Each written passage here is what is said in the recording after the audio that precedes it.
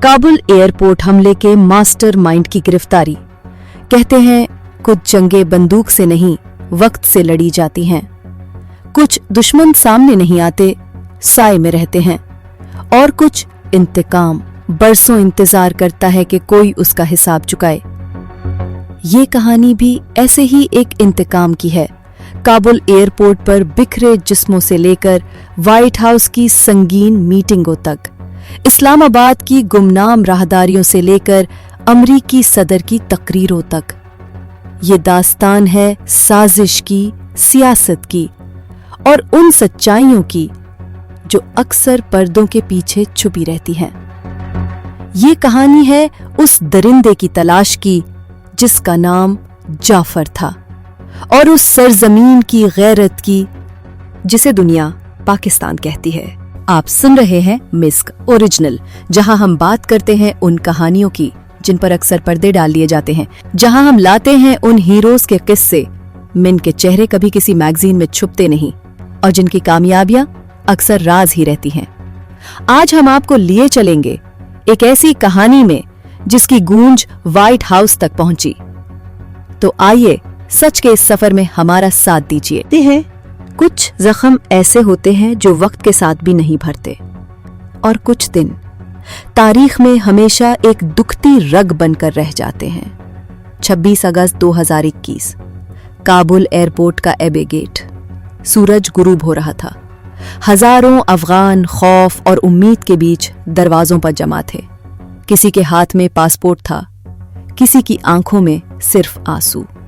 अमरीकी फौजी अपने मोर्चों पर अलर्ट थे, और फिर अचानक आसमान फटा।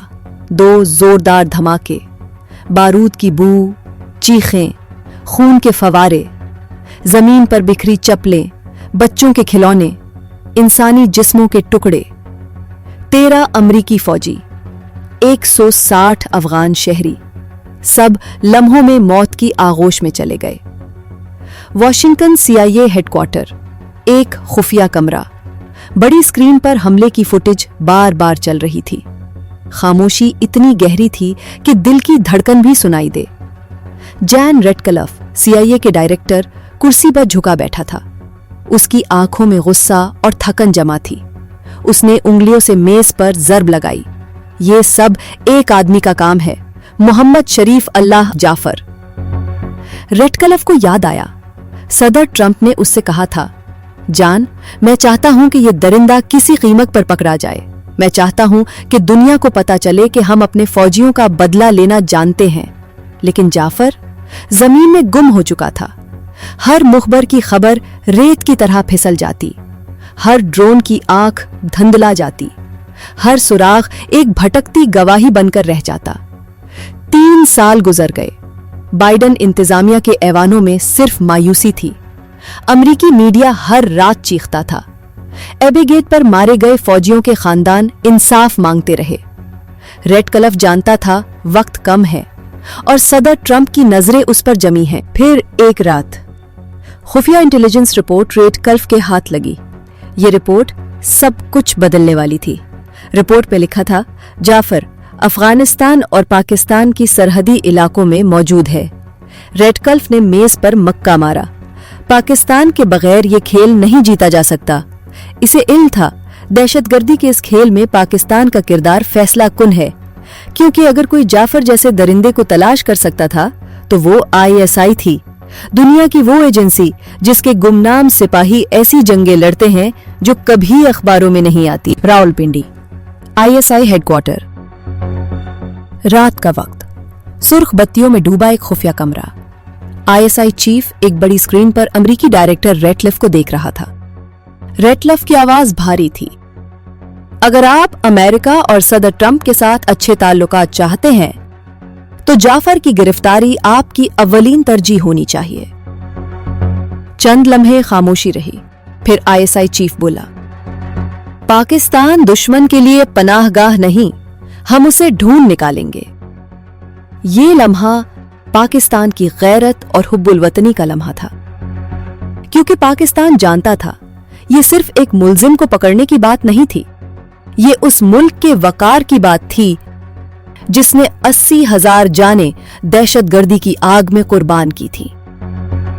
ISI کے گمنام ہیروز حرکت میں آ چکے تھے۔ کوئی قبائلی علاقے میں مقامی لباس میں گھوم رہا تھا، کوئی ٹیکنالوجی سے جعفر کے سگنل پکڑ رہا تھا، کوئی افغان سرحد پر راہداریاں چھان رہا تھا۔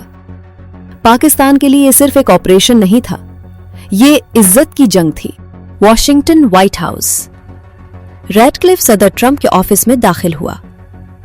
ٹرمپ میز پر جھکے نقشے دیکھ رہے تھے۔ ریڈ کلف نے کہا، سر، ISI نے وعدہ کیا ہے وہ جعفر کو ڈھونڈ نکالیں گے۔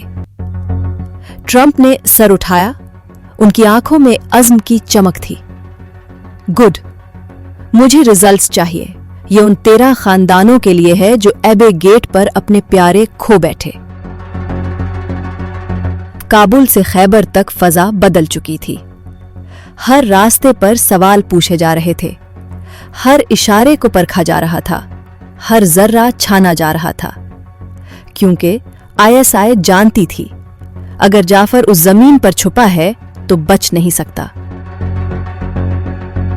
افغان سرحد کے قریب رات کی سیاہی میں گھلا ہوا ایک خفیہ کیمپ۔ ریڈیو پر سنسناتی ہوئی آواز آئی،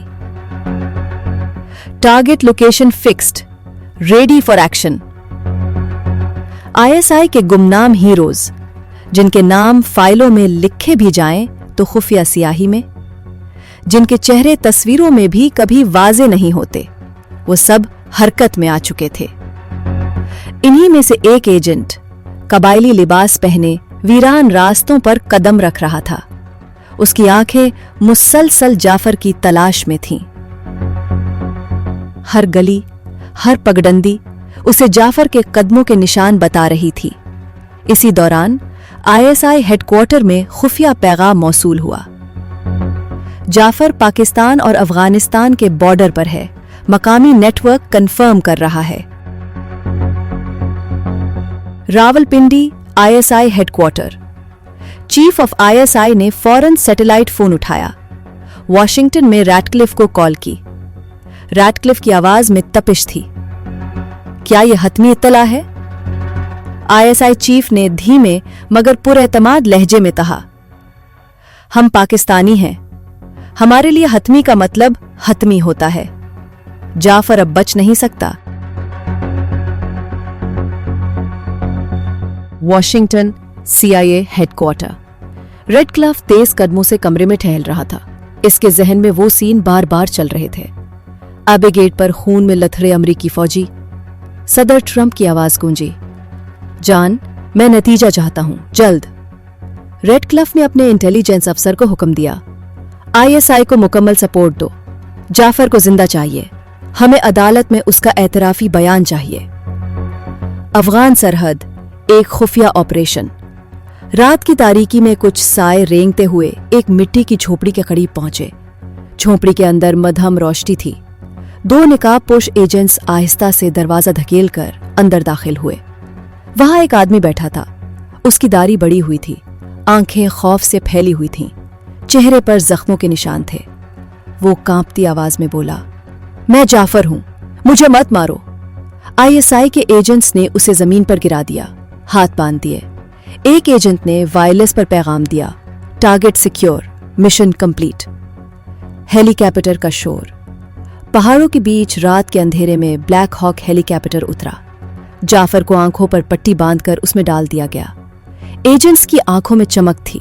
یہ صرف ایک گرفتار شخص نہیں تھا، یہ ایک قومی فتح تھی۔ اسلام آباد، ISI ہیڈ کوارٹر۔ جعفر کو خفیہ کمرے میں بٹھایا گیا۔ سامنے ISI چیف کھڑے تھے۔ انہوں نے اس کی آنکھوں سے پٹی ہٹائی۔ جعفر نے نظریں جھکا لیں۔ چیف بولے، پاکستان دہشت گردوں کے لیے پناہ گاہ نہیں، تم نے ہمارے ملک کا امن خراب کرنے کی کوشش کی، اب تمہارا حساب امریکہ کے حوالے ہے۔ Washington white house. صدر ٹرمپ نے کانگریس میں قدم رکھا۔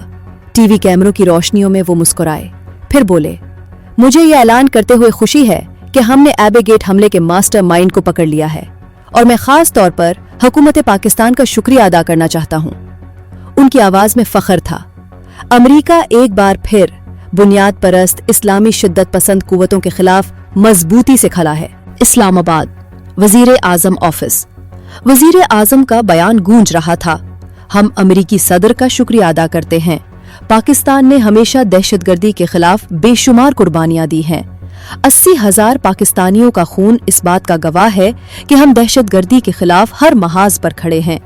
ये सिर्फ जाफर की गिरफ्तारी की कहानी नहीं थी, ये पाकिस्तान की हुब्बुल वतनी थी, ये ISI की कामयाबी थी, ये उन गुमनाम हीरोज की मेहनत थी जिनके नाम कभी खबरों में नहीं आते, जिनके चेहरों पर तुमगे नहीं सजते, मगर जिनकी कामयाबियां दुश्मन के दिल में हमेशा कांटे की तरह चुभती रहती हैं। आप सुन रहे थे मिस्क ओरिजिनल, जहां हम लाते हैं उन कहानियों को जो अक्सर सच होते हुए भी नजरों से ओझल रहती हैं।